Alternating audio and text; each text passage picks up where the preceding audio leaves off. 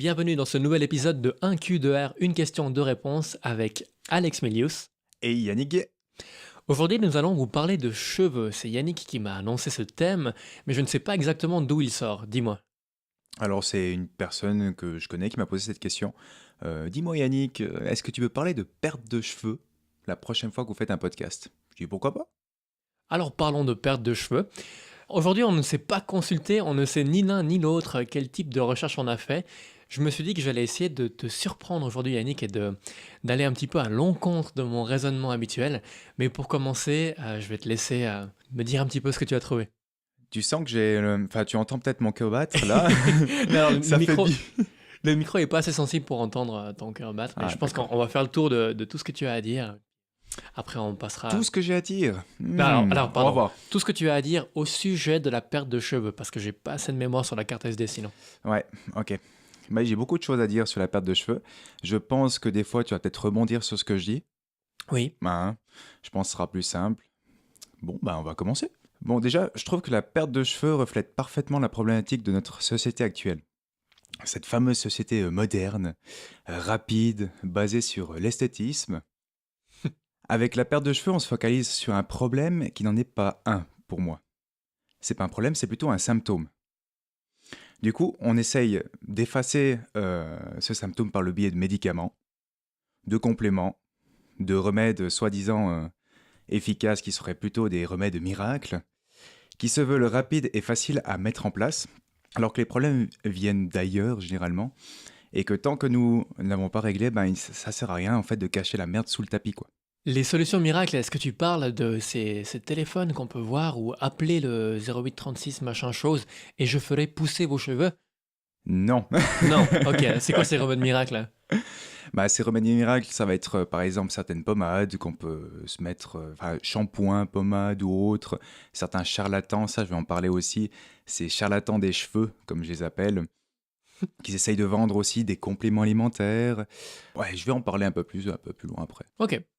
Moi, je me suis intéressé aussi, lorsque tu m'as parlé de cheveux, à la pousse de barbe, puisque Ah j'ai ouais. des amis qui ont des trous dans leur barbe et ils aimeraient bien faire pousser un peu ça. Mais on va rester sur les cheveux.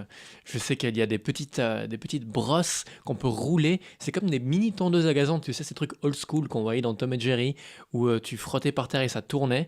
Bah, t'as pareil, tu frottes sur tes joues et c'est censé stimuler la pousse du poil. Je sais pas si t'as vu aussi ce genre de choses Non, au pas du niveau tout, des mais je crois cheveux. qu'on n'a pas vu tellement les mêmes sites. On Ouais, dirait- ouais, je crois pas. Alors, au niveau des trucs qui fonctionneraient, selon toi, qu'est-ce que tu as trouvé? Ce qui fonctionnerait, j'en suis pas là sur mon texte. Alors, continue, alors, je t'ai coupé, alors. Mais pas de souci, écoute. Non, j'étais plutôt encore sur les problématiques. Laisse-moi retrouver un petit coup ça. Je vais plutôt t'expliquer ce que je vais vous apporter, enfin ce que j'apporte aux gens qui nous écoutent aujourd'hui, d'accord? Parce que c'est clair que ben moi je vais pas apporter des petits remèdes miracles comme j'ai dit. Ce que pour ma part je vais vous apporter aujourd'hui, ce ne sera pas les 10 meilleurs remèdes contre la perte de cheveux ou les 5 meilleures techniques pour ne plus perdre des cheveux. Il y a sûrement plus convaincant que moi pour ce genre de choses. Mon plan d'action, c'est carrément pourquoi ce symptôme est apparu et sur quoi je dois réellement me focaliser pour limiter ce symptôme. Je suis plus dans l'hygiène de vie globale. Alors, ça va être un peu mon plan d'action. C'est un peu le même plan d'action que comment je fais. Je suis devenu énorme, j'ai pris beaucoup de poids. Tu regardes d'où ça vient et quoi faire en arrangeant avec l'hygiène de vie. C'est exactement ça. Et puis, je rencontre facilement ce genre de problématiques dans la vie de tous les jours avec mes clients, mes patients, etc. Rappelons-le, tu es coach sportif dans un fitness. Exactement. Coach sportif, thérapeute en règle générale et conseiller alimentaire. Mais c'est quoi les cheveux, tu sais me dire? Alors, À la base. il y a le bulbe qui est à l'intérieur de la tête, qui est encore de la partie vivante, mais tout ce qui est visible, c'est des cellules mortes, en somme. Donc c'est pour ça que ça me fait toujours rire quand je vois des publicités pour nourrir le cheveu, pour nourrir les cadavres. Je trouve que ça fait un petit peu salon mortuaire, je trouve, quand on y réfléchit un petit peu. Exactement. Bah, t'as un peu tout dit, il y a des glandes sébacées qui sécrètent un sébum qui va entourer le follicule. Le follicule, c'est la partie en dessous de la peau et en dessus, ça va être le poil. Donc c'est ça en fait le cheveu. le poil, le poil supérieur, on va dire, au niveau des cheveux. Le divin poil supérieur. Le divin poil supérieur, c'est pas mal ça. Bah, les cheveux, ils ont une croissance très rapide. Et puis les follicules qui participent à la croissance du poil pourraient des fois avoir une activité réduite, ce qui est dans ce cas-là la perte des cheveux. Donc quand ça pousse moins vite, tu perds les cheveux?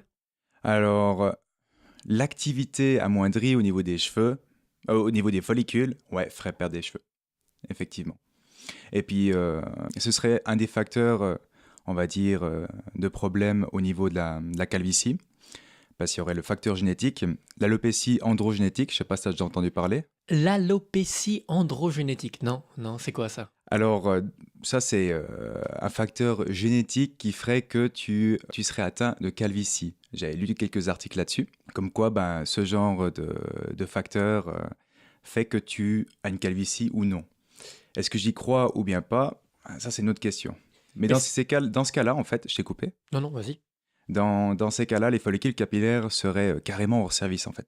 Mais si c'est une question génétique, est-ce qu'il y aurait moyen de faire un petit peu comme Spider-Man? Tu trouves une araignée, mais très très velue, puis elle te pique, puis comme ça, du coup, t'as ton super pouvoir de super poil, non?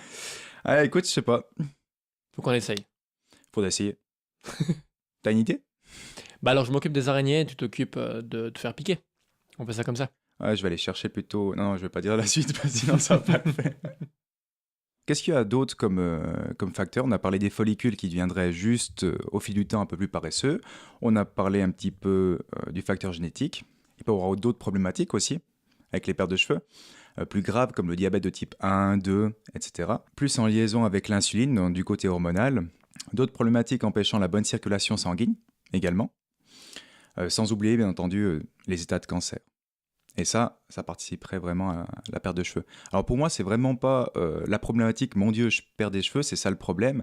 C'est plutôt le symptôme en disant, il y a un problème quelque part. Alors, D'accord. à la place de se focaliser sur ce symptôme, il faudrait plutôt regarder où est le problème réellement. Et au niveau psychologique, est-ce que un gros stress, ça pourrait faire perdre les cheveux? Quand on dit ouais, j'ai tellement de travail en ce moment, mes collègues ils m'emmerdent, j'ai plein de conflits, c'est à s'arracher les cheveux. Et puis on voit ces gens qui commencent à être stressés, on dit ouais, les cheveux gris là, en fait, là c'est mon gamin qui dort pas, ça me fait du souci ou ce genre de choses. Est-ce que ça a vraiment un rapport ça? À mon avis, oui, parce que de toute façon, tout bouleversement au niveau physiologique, automatiquement, on pourrait avoir des problèmes au niveau des cheveux. Ouais. D'accord. Est-ce que tu as autre chose à dire par rapport à tout ça? Oui, sûrement plein de choses à dire. Ah, mais il y a aussi la perte de cheveux pour les femmes. Oui, les femmes perdent les cheveux plus ou moins que les hommes, selon ce que tu as trouvé. Alors, j'ai pas trouvé quelque chose de parlant pour moi. J'ai trouvé des choses qui disaient les hommes, généralement, perdent plus facilement les cheveux. Mais rien de vraiment parlant pour moi. On pourrait exploiter le côté qu'on aurait un cocktail d'hormones différentes par rapport homme-femme, tu vois. Ce qui fait qu'on aurait moins de pertes pour les femmes que pour les hommes. Je sais pas si tu as trouvé quelque chose, toi. Alors moi, ce que j'ai trouvé, c'est que les cheveux tombaient naturellement, qu'on avait plusieurs cycles capillaires dans notre vie, et que les hommes avaient ces cycles qui étaient plus lents, mais ils en avaient moins, alors que les femmes ont des cycles plus rapides, mais ils en ont beaucoup plus. Donc c'est pour ça qu'on a l'impression que les femmes ont tout le temps les cheveux coincés au fond de la baignoire et dans la brosse à cheveux, qu'elles perdraient plus de cheveux que les hommes, mais elles ont plus de cycles à disposition. Ça, Ok. c'est ce que j'ai trouvé. Ok. Ouais. Ouais, il faut que je fasse plus de recherches par rapport à ça parce que je peux pas dire là maintenant. Mais c'est vrai que ça, c'est assez parlant. Est-ce qu'il y a d'autres aspects que tu voudrais aborder? Ouais, les charlatans, comme je disais avant. Ça, c'est mes préférés. J'en profite pour rappeler que sur mon podcast personnel dans Alex Audio, j'ai un challenge pour toutes les personnes qui peuvent me faire découvrir des trucs un petit peu mystiques comme le pendule ou ce genre de choses. La cagnotte est actuellement à 200 francs. Si vous arrivez à me prouver que le pendule ça marche mieux que du pile ou face, j'offre 200 balles. Plein d'autres trucs comme ça. Je suis ouvert à plein de choses. N'hésitez pas. C'est à moi. C'est Ouais. à toi. Bon, qui dit beaucoup d'études, dit beaucoup de financement, dit marché prometteur. Puis ce serait surtout une industrie à plusieurs milliards de dollars dans le cas des cheveux. Est-ce que tu te souviens de l'image que je t'ai envoyée? Je sais plus, ça devait être un jour ou deux. Tu m'envoies Ce- beaucoup d'images. Ouais, mais ça, il faut pas le dire, ça. C'est toi qui m'as envoyé ce truc par rapport au nombre de recherches qui sont faites pour les Mhm. troubles érectiles par rapport aux recherches sur l'Alzheimer. C'est pas toi? C'est possible. Alors, si tu regardes proportionnellement, l'argent qui est dépensé pour la recherche des troubles de l'érection est colossal, alors que pour l'Alzheimer, il y en a très peu. Ce qui fait que dans une cinquantaine d'années, on aura des vieux qui auront la trique toute la journée, mais ils sauront plus pourquoi. Intéressant.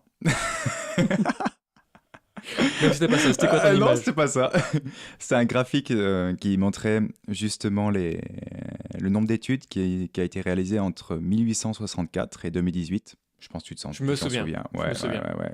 Puis tu avais vu cette barre qui montait au niveau de la fin du graphique vers le 2018.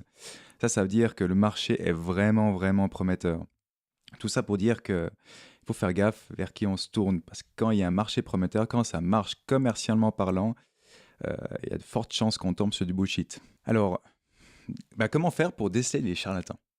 Et ça, je pense que tu es un grand spécialiste. Ah, voilà. Voilà. Je pense que je vais parler un petit coup, moi avant. C'est rare que moi j'intervienne dans ce genre de choses. D'habitude, c'est Alex qui aime bien ce genre de choses. Donc, déjà, les articles. Les articles scientifiques. Attention aux références et publications que les gens vous proposent. Elles sont souvent introuvables, ou mal interprétées, ou périmées, ou non pertinentes. Bref, renseignez-vous bien sur les articles justement qui sont cités dans, dans les articles que vous lisez sur la perte de cheveux ou bien sur les produits que certains charlatans mettent en avant. Euh, N'oublions pas que si nous voulons trouver des sources qui nous confortent dans ce qu'on pense, On les trouve. c'est ultra simple maintenant. Un exemple que j'aime bien reprendre depuis quelques semaines, parce que tu avais une théorie là-dessus, Alex, avec un article scientifique qui essayait de savoir si les chats sont liquides ou solides. Oui, tout à fait. J'avais sorti cette étude puisque c'est Virginie qui me l'avait montré et je trouvais que c'était assez pertinent pour encourager les gens à aller vraiment regarder une étude en entier, la lire complètement, pas seulement lire le résumé. C'est pas toujours digeste, mais quand c'est un sujet qui nous passionne, on peut toujours regarder et c'est intéressant de voir que des chercheurs, si on va appeler ça comme ça, enfin, c'est une université française qui a essayé de déterminer par rapport au comportement des chats si on pouvait les considérer comme étant liquides ou non. Oui, c'est ça. On va mettre quand même si jamais le site sur le podcast. Oui, c'est une bonne Hein, idée. je pense que ça peut être une bonne idée comme ça, vous pouvez voir. Bon, vu que c'est un marché intéressant, il faut faire gaffe aussi aux pseudo-scientifiques qui sont achetés afin de valider un produit commercial. On vit malheureusement pas entouré de personnes bienveillantes, surtout là où on peut se faire un paquet de pognon, quoi. Si on se souvient par rapport à l'industrie du tabac, pendant des années, il y avait des chercheurs qui trouvaient aucune nocivité à la cigarette, aucune nocivité au tabac, même que le tabac pouvait aider dans certains cas, notamment de l'Alzheimer, si je me souviens bien. Ouais, Donc c'est si ça. on paye les bonnes personnes, on peut avoir les bons résultats. Après, il faut faire gaffe aussi à ne pas confondre faire des recherches et faire des recherches de recherche. Quand les gens disent j'ai fait des recherches, non, en fait ils ont tapé sur Google quelque chose et ils sont tombés sur des articles. Faire des recherches, c'est vraiment faire l'étude soi-même.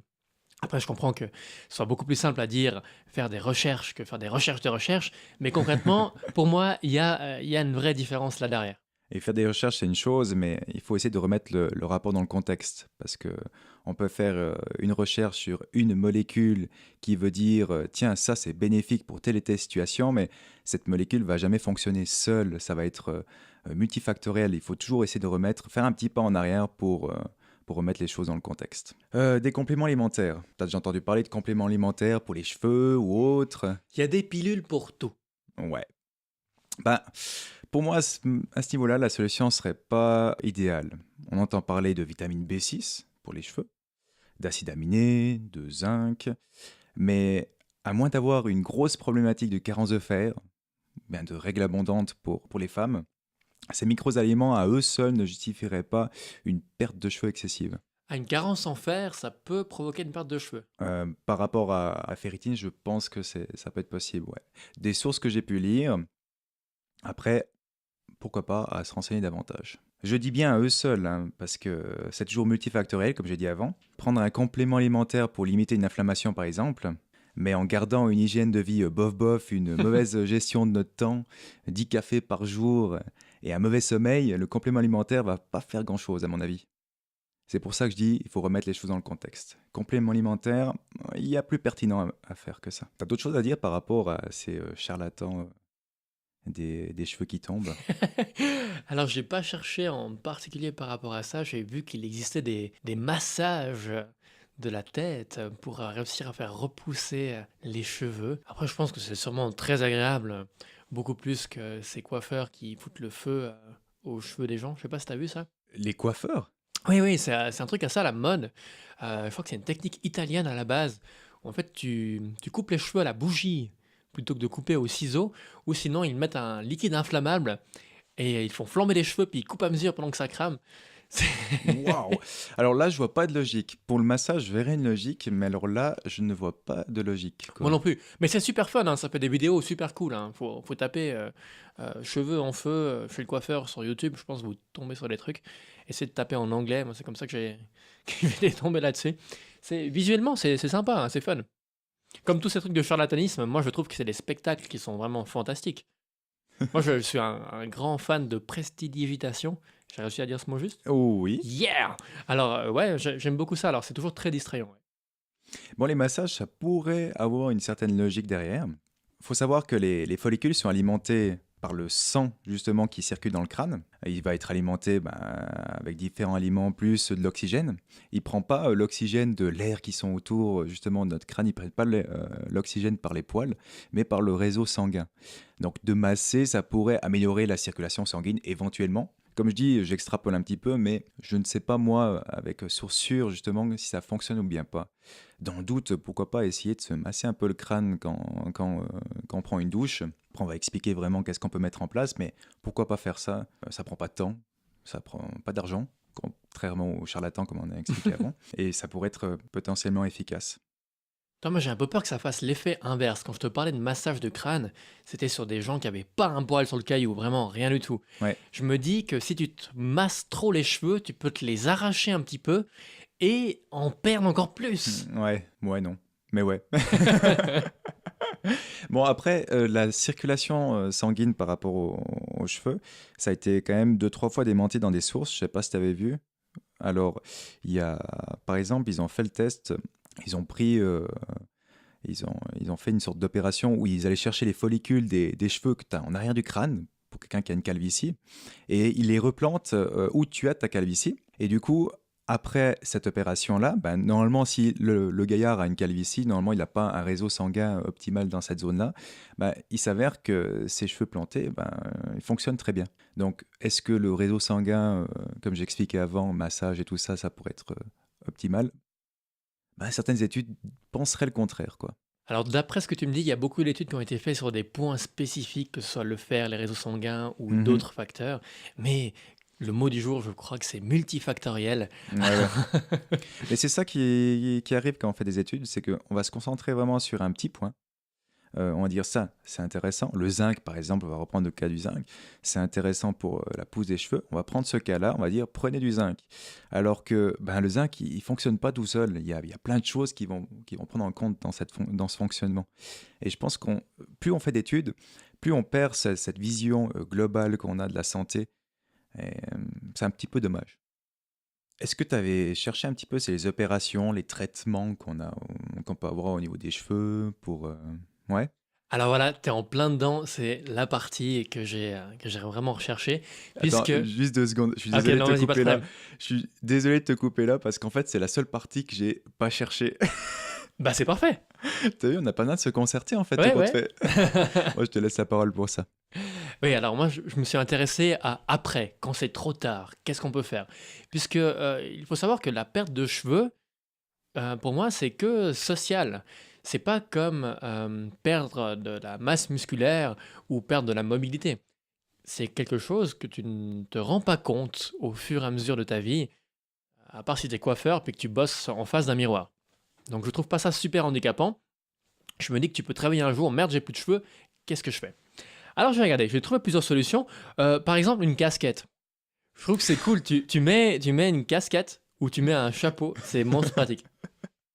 Et sinon, je voulais te demander, est-ce que tu sais pourquoi les moines, ils se rasaient le crâne, la partie postéro-supérieure? Non, comment on peut dire ça? On est censé être capable de dire des zones maintenant. Oui, ouais, c'est vrai. C'est vrai, c'est vrai. Postéro supérieur, c'est un peu la même chose, hein, il me semble. Ouais, Mais la partie supérieure. Que la partie supérieure, puis les 7 côtés. Non? non, c'est vraiment derrière, Ok, d'accord. là où tu mets une Oui, kippa. postéro supérieur, ouais. Allez. Oui, oui. Disons ça comme ça, on va se faire tuer par nos profs d'anatomie, c'est pas grave. Il nous écoute pas, de toute façon. Alors, tu sais pourquoi c'était ça? Non? C'était pour que la lumière divine te pénètre directement dans la tête, sans qu'il y ait de chemin entravé par les cheveux. Alors qu'au contraire, pour la kippa des communautés juives, c'est juste une tradition. Je n'ai pas fait beaucoup de recherches à ce sujet-là, mais ce qu'on m'a dit, c'était pour se rappeler en permanence qu'il y avait quelque chose au-dessus de toi. Ok, si quelqu'un nous écoute qui serait dans ce genre de religion, n'hésitez pas à nous corriger, hein. Oui, oui, j'adore recevoir des menaces ou ce genre de choses. N'hésitez pas, je suis totalement open à ce genre de choses. Ça me fait toujours un petit peu sautiller. J'aime bien ça. Donc, je t'ai parlé de casquette, de chapeau. Aussi, je pensais à un nez rouge. Tu mets un nez rouge de clown, puis comme ça, même toi, quand tu te regardes dans le miroir, tu remarques plus que tu as de la calvitie parce que tu es focalisé sur ton nez rouge. Après, c'est pas super pratique pour la vie de tous les jours, mais c'est une option. C'est pour ça que certains se laissent pousser la barbe. Comme ça, tu restes focalisé sur la barbe et non sur le manque de cheveux. Voilà, alors la technique Ouais. de j'ai une calvitie précoce et j'ai même pas 30 ans, alors je me rase le crâne mais je me fais pousser la barbe, ça marche bien en ce moment, c'est assez la mode. Il y a Vin Diesel, Jason Statham et Bruce Willis qui appliquent cette méthode, ou pratiquement la totalité du casting des derniers Fast and Furious, je sais pas si t'as vu. Non, non, du tout. Sur les affiches de films, il n'y a pas un poil sur les cailloux des mecs. Sinon, t'as le déni. Ça, j'aime bien, c'est une technique que j'ai découvert il y a très très longtemps en vacances, où tu vois ces gens qui mettent les cheveux par-dessus le crâne. Ils laissent pousser les cheveux sur le côté, mais seulement d'un côté, et ils passent par-dessus. Alors, il faut savoir que ça n'arrive pas du jour au lendemain, hein. Au début, ça commence tout simple, avec des légères pertes de cheveux sur les côtés. D'ailleurs, ce petit M que les gens ont, moi j'en ai un qui commence un peu à grandir. On dit que c'est le M des Milius chez nous, le M de McDonald's, comme tu veux. Ça s'appelle des golfs. C'est des golfs, ces petits trucs. Et au début, tu laisses passer un petit peu, tu prends tes cheveux petit à petit, puis tu as de moins en moins de cheveux. Et pour finir, tu as ce truc horrible où le matin, tu passes la vague par-dessus la tête, sauf que quand tu es dans la piscine, tu as un espèce de truc qui te suit, un machin black qui te suit, puis après qui te passe dans les oreilles. C'est pas très fun. Donc ça, c'est une technique, le déni. Je pense qu'on va vraiment opter pour la vidéo parce qu'il est en train de me mimer. Chaque fois qu'il me parle, il est en train de me mimer la chose qu'il parle. Alors, c'est assez marrant. Ouais, alors comme ça, peut-être que ça motivera les gens à nous proposer de faire la vidéo pour les trucs suivants. Ouais. Sinon, il y a les perruques, les moumoutes. Alors, ça fait des années qu'on connaît ces moumoutes. Je sais pas si tu as déjà vu quelqu'un, tu t'es dit, lui, il a une moumoute, c'est sûr. J'ai vu une personne avec un cancer qui a une moumoute, ouais. C'est un peu moins drôle là tout d'un coup. Ouais, alors donc là, on parle de moumoute intégrale, du coup, parce que les cheveux ne tombent pas tous au même endroit. Ouais. Ouais, non, justement, ils tombent partout plutôt qu'à un seul endroit. Alors, il y a des perruques synthétiques, comme ces perruques de clown qu'on achète à Carnaval, mais il y a des perruques en vrais cheveux, où tu peux faire des dons de cheveux. Il faut laisser pousser suffisamment longtemps, je crois, et après tu donnes ta queue de cheval pour ce genre de choses. Donc les cheveux, ça vaut très très cher, hein. Je n'ai pas regardé comment ça coûtait au kilo. Bah justement, c'est bien de me le dire. Bon, je vais essayer de faire une recherche Google, je vais pas trouver, mais je me souviens que ça vaut très très cher. Et tu sais que les cheveux, c'est aussi utilisé pour lutter contre les marées noires. Les marinois. Ouais. Lorsqu'il y a des pétroliers, c'est comme ça qu'on dit? Oui. Ces gros bateaux. Ouais, les pétroliers. Les Ouh là là. pétroliers. Alors, c'est très pratique pour maintenir le pétrole, pour le ramasser. Les coiffeurs sont pris d'assaut par les écologistes afin de pouvoir récupérer plein de cheveux. Ça aide à pouvoir nettoyer les plages. Enfin, ça, Ok. c'est une petite anecdote en passant. Donc, ces perruques, on peut en trouver déjà à partir de 88 € jusqu'à plus de 300 €. Tu peux même acheter une perruque de ta star préférée. Donc, c'est pas les cheveux de ta star, mais c'est pour avoir la même coupe de cheveux que lui. C'est 102 € pour avoir la perruque de George Clooney. C'est 183 € pour avoir la perruque de Drake. Et si tu veux vraiment la coupe de surfeur californien, là, il faudra dépenser 300 balles. Et moi, je fais gratuitement si jamais la coupe de Jason Statham, il n'y a pas de problème. Oui, une tondeuse, un peu de mousse, et c'est parti. Parfait. J'ai toujours de la peine pour ces gens que je vois avec la boule à zéro. Ils doivent vraiment se raser tous les jours, sinon tu vois que c'est pas pour rien qu'ils ont la boule à zéro. Tu vois où est-ce qu'ils auraient eu les cheveux. Tu vas recevoir des messages, je pense, après Ouais, le ouais, podcast. ouais. Mais je reçois pas cette menace ces temps-ci. Là. Faut que ça change, ça me met en joie. Maintenant que je pense, tu sais que, comment il s'appelle, Jérémy Ferrari, cet humoriste qui fait de l'humour noir, ce français, Ouais, quand tu vas sur son site, il a deux côtés pour envoyer des mails. j'adore ça, ouais. Soit les mails d'insultes, soit les félicitations. Et les gens se plient à ça. Ils lui envoient vraiment les insultes d'un côté et les félicitations de l'autre. Tu vas instaurer ça? Ouais, non, moi, c'est bon, c'est assez continu le flux normalement. Une autre solution maintenant qui est pas mal en vogue, pour 500 francs, tu te fais faire ta propre perruque personnalisée, vraiment avec la couleur de cheveux, les cheveux que tu veux. Ça prend quand même du temps pour la créer, ça prend entre 6 mois à une année pour qu'elle soit faite. Mais après, d'une fois qu'elle est créée, elle te dure pendant très très longtemps. Donc là, tu vas chez le coiffeur seulement une fois chaque 3-4 semaines pour couper les cheveux qu'il y a dessous ta perruque. Car le but est que tu aies vraiment bien rasé les cheveux dessous pour que ce soit collé sur ta tête avec une espèce de colle blanche. Donc là, tu peux faire seulement sur une partie. En principe, on fait sur le dessus de la tête. Il te reste que les cheveux sur les côtés. Tu rases toute la partie de dessus et c'est collé sur la tête. Ça a intérêt d'être bien collé, hein, parce que je vois déjà les images là au cas où la perruque part. Ça va Voilà. être vraiment joli. Alors, c'est pas comme les perruques que je te parlais avant où là, elles sont fixées comme Ah, un c'est espèce complètement de collé. chapeau. Voilà. C'est pas un chapeau que tu mets, c'est vraiment collé. C'est pas juste une espèce de petite ventouse, il y a de la colle. Tu peux faire du sport, tu peux te doucher, tu peux aller à la piscine, tu peux aller chez le coiffeur aussi avec. C'est vraiment bien. Par contre, oui, alors là, il faut mettre le prix et il faut avoir un petit rituel quand même pour pouvoir enlever. Il y a cette colle à gérer. Tu pourrais te raser le crâne pour pouvoir la coller. L'erreur à ne pas faire quand tu fais ça, c'est de te raser le crâne pour coller ta perruque dessus et de te dire que tu vas te couper les cheveux latéraux toi aussi.